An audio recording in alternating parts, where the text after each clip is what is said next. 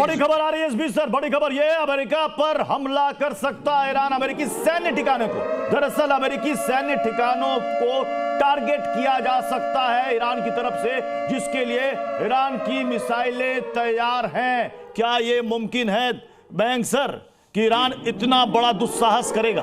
देखिए, आपको ध्यान होगा जब ऑपरेशन राइजिंग लायन लॉन्च किया था इजराइल ने, उसके जवाब में ईरान ने जवाबी हमला किया था और उसका नाम दिया था क्या, सम प्रॉमिस 3 करके। तो उसमें तहत इन्होंने सबसे पहला जो टारगेट चुना था वो था बगदाद इंटरनेशनल एयरपोर्ट के पास में ब्लास्ट करना। वहां से शुरुआत की थी इन्होंने। ये शायद वाटर्स को टेस्ट कर रहे थे क्योंकि बगदाद एयरपोर्ट के पास में अमेरिकी फौजों का जमावड़ा है।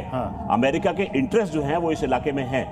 अपुष्ट सूत्र से ये भी बता रहे थे कि एक अमेरिकन कंसुलेट की एनेक्सी बिल्डिंग को थोड़ा नुकसान पहुंचा है। तो धीरे धीरे ईरान जो है वो टेस्ट कर रहा था कि एक तरफ हम कह रहे हैं कि खामनेई कह रहे हैं कि यहूदी शासन पर कोई दया नहीं, दूसरी तरफ ईरान इजराइल को बहुत बड़ी धमकी दे रहा है, खाली कर दो तेल अवीव खाली कर दो, ये ईरान कह रहा है। इजराइल पर बड़े हमले की तैयारी में ईरान। तो यानी जो बात इजराइल की तरफ से कहा जा रहा था, अमेरिका की तरफ से कहा जा रहा था, तेहरान खाली कर दो, अब यही गेम प्लान ये भी कह रहा है। बिल्कुल, देखिए साइकोलॉजिकल वॉरफेयर तो लगातार चल रहा है। अपनी बात में कंप्लीट कर लूं, कई चीजें रह जाती हैं सर।